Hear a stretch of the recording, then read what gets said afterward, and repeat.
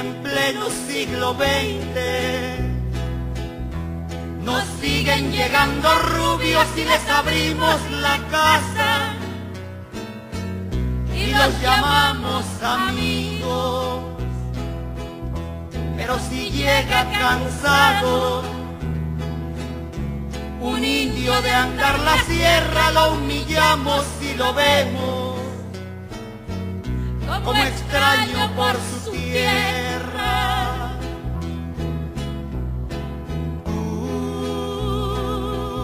Hipócrita que te muestras, humilde ante el extranjero, pero te vuelves soberbio con tus hermanos del pueblo. Oh, maldición de Malinche, enfermedad del presente, ¿cuándo dejarás mi tierra? ¿Cuándo harás libre a mi gente? La educación, herramienta emancipadora, de Cassirer a Sartre y Freire.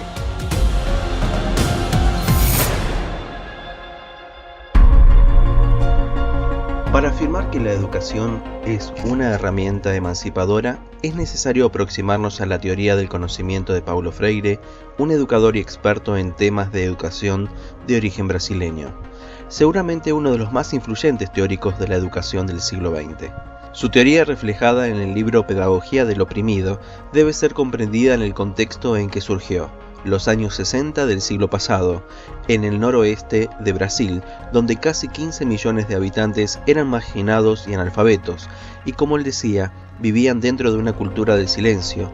Era preciso darles la palabra para que transitasen a la construcción de un Brasil que fuese dueño de su propio destino y que superase el colonialismo. Con esta filosofía, Paulo Freire desarrolló el método fundado en el principio de que el proceso educativo debe partir de la realidad que rodea al educando.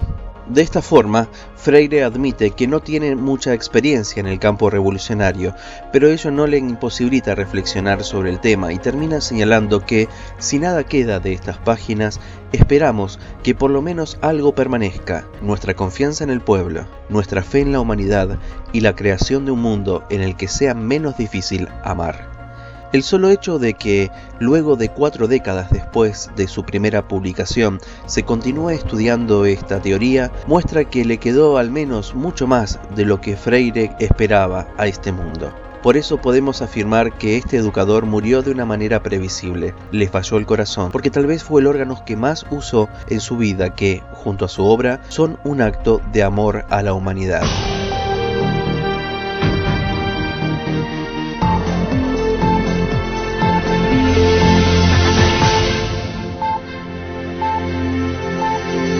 Cuando Jean-Paul Sartre, destacado filósofo, activista, político y crítico literario francés, postula que estamos condenados a ser libres, encierra en ese pensamiento que, porque somos humanos, somos libres tanto para decir sí como también para decir no. Esa idea tendrá consecuencia para uno mismo como para el ser humano en general. Eso significa que nuestra conciencia no está determinada, que la persona no tiene una esencia, sino una conciencia relacional de la que no puede liberarse.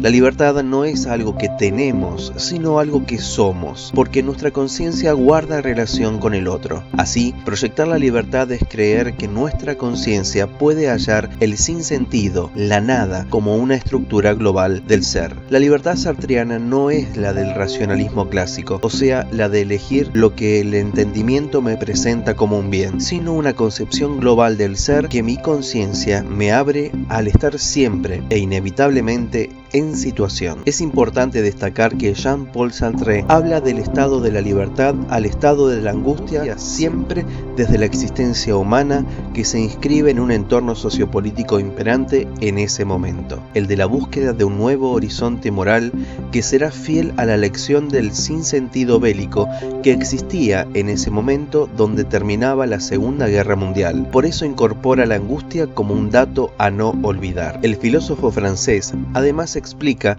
que la angustia aparece cuando el ser humano se da cuenta de que es no solo el que elige ser, sino que también es un legislador que al elegirse a sí mismo, elige a la humanidad entera. Al hacer algo, no solo se compromete consigo mismo, sino con los demás de los que obra. Por esta misma línea de pensamiento, Paulo Freire presentó en su teoría que su actividad intelectual tenía como eje central una profunda búsqueda del pensar en la práctica con el ser humano, pensar en la práctica educativa con una visión fundamental de la praxis humana. En toda su vida y obra hay una profunda pasión por la libertad humana, una rigurosa y renovada búsqueda de una pedagogía de la emancipación. Su perspectiva va más allá de sus formulaciones, está muy marcada por la singularidad de la conducta. Freire tuvo una incesante búsqueda de la coherencia que no es dogmatismo, sino la búsqueda de una renovación de su pensamiento a la luz de los nuevos desafíos en los distintos tiempos históricos. Volviendo al pensamiento existencialista e ingresando en el mundo del lenguaje, del habla y de la cultura, podemos recordar las formas simbólicas que, para Ernst Cassirer, son de diferentes tipos. Además del lenguaje, el arte, la religión, el mito, las ciencias que en el fondo constituyen las diferentes expresiones culturales, tienen como función cultural simbólica la de ser el medio a través de las cuales la sociedad se manifiesta, se expresa. Esta experiencia se manifiesta a través de las expresiones culturales que resulta una forma distinta de ver la realidad y al verla la vive. Esto demuestra que el ser humano no es un espectador del mundo, que se pone fuera del mundo, mira, ve y después hace. Freire enfoca esta mirada en el comportamiento social a partir de cada una de las culturas que analiza, que vive y que arriba siempre mirando la perspectiva educativa de cada uno de estos sectores. En el ser humano, manifestación de nuestro ser, inmediatamente el lenguaje aparece, el lenguaje limita. Sin embargo, no determina la realidad de la persona absolutamente. Cuando se nombra la cosa, de alguna manera, se la estabiliza, se la inmoviliza y posteriormente se la puede formular como un concepto científico donde definitivamente se la fija. Pero es una forma, no la única. El lenguaje no tiene exclusivamente la función informativa de decir exclusivamente lo que la realidad es. El lenguaje también tiene otras funciones. Transmite sentimientos, estados afectivos. Es hablante en el sentido más profundo de la palabra, según Cassirer. Entonces, ¿qué tiene que ver Freire con las perspectivas de Cassirer y de Sartre? ¿Qué tiene que ver la educación con la cultura, el lenguaje,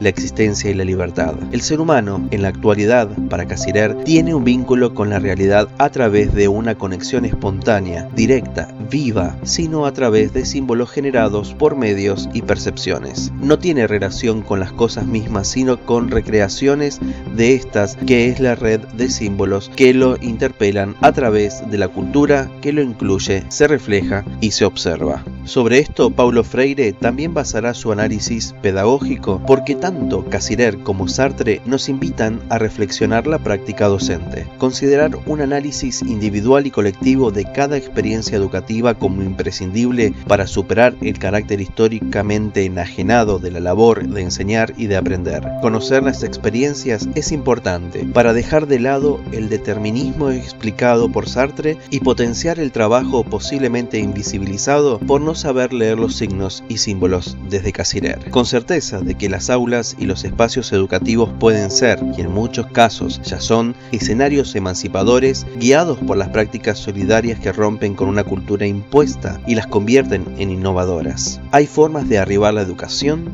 y formas de arribar la educación.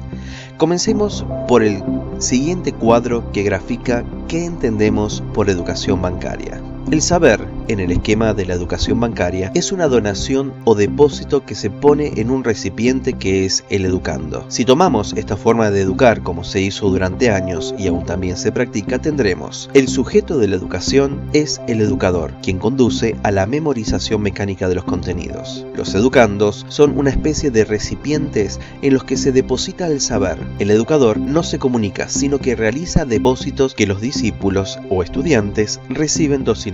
La única acción de los estudiantes es la de archivar los conocimientos recibidos, convertidos en objetos de proceso, entes pasivos para la acción del educador. La educación bancaria es un instrumento de la opresión, porque pretende transformar la mentalidad de los educandos y no la situación en la que se encuentran. Es la que nos limita la posibilidad de crear nuestros propios conocimientos, fomentando la reproducción sin análisis ni comprensión de los temas que se nos enseñan. Por esta razón, Paulo Freire propone la educación liberadora, que deja de lado la relación unidireccional para que la bidireccionalidad contribuya a la educación integral de ambos, el educador y el educando. De esta forma, da existencia a una comunicación de ida y vuelta que elimina la contradicción entre educadores y educandos. Esta dialogicidad, primordial como práctica de la liberación en la educación, tiene 4 características esenciales. El ser humano no se desarrolla en silencio, sino a través de la palabra, el trabajo, la acción y la reflexión. El diálogo implica un encuentro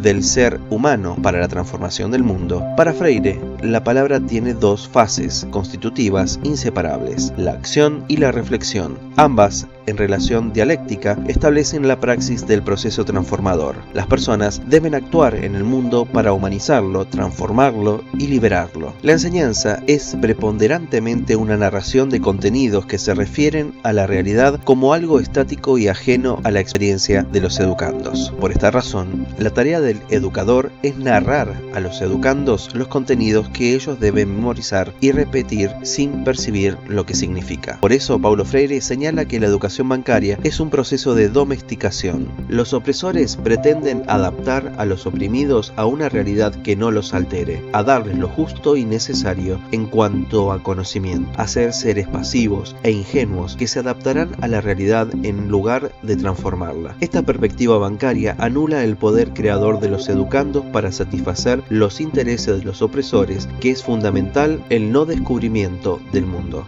Dice Freire que en verdad lo que pretenden los opresores es transformar la mentalidad de los oprimidos y no la situación que los oprime. Es esto para lograr una mejor adaptación de la situación que, a la vez, permita una mejor forma de dominación, que el oprimido se sienta cómodo en una esclavitud apacible. Por lo tanto, la dominación para Freire es la opresión, que no es sino un control aplastador.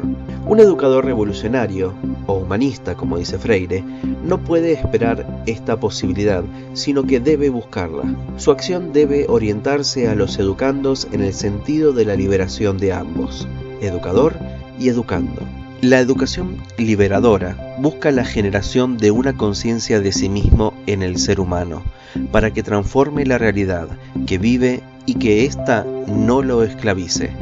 En cambio, la educación bancaria busca alejar al sujeto de toda conciencia de la realidad, integrándolo a ella, para que sea un ser apacible de su esclavitud. Es importante detenernos en esta imagen, muy contundente, que representa a la educación bancaria y el fin que persigue. Vemos al educador como un hacha y educandos en sus pupitres con una forma tallada. Al ingreso del aula, un adulto con su forma tallada, que fue un educando en algún momento, forzando a un tronquito, tal vez su hijo, a ingresar al aula. Ese tronquito aún no fue tallado, conserva su forma, sus brotes. Freire dice que las grandes mayorías se adaptan, se someten a las finalidades que les sean prescriptas por las minorías dominadoras, de tal manera que éstas carezcan del derecho de tener finalidades propias. Así será mayor el poder de prescripción de estas minorías. El educador, a partir del rol docente, debe convertirse en una figura de la deconstrucción, generador de espíritu crítico liberador. Ya casi los y las estudiantes tienen más acceso a la información que el propio docente. El educador debe provocar una aventura educativa en cada encuentro para causar a que los y las estudiantes busquen su propia transformación, liberación. Un docente es alguien que inspira a que el otro se transforme.